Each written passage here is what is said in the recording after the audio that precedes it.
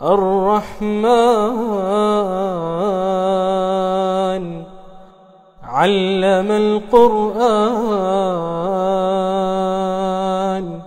خلق الإنسان علمه البيان الشمس والقمر بحسبان والنجم والشجر يسجدان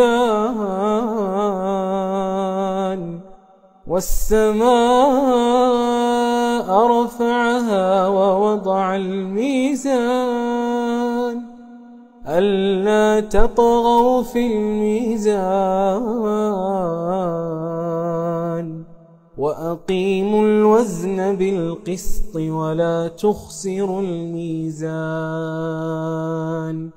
والأرض وضعها للأنام فيها فاكهة والنخل ذات الأكمام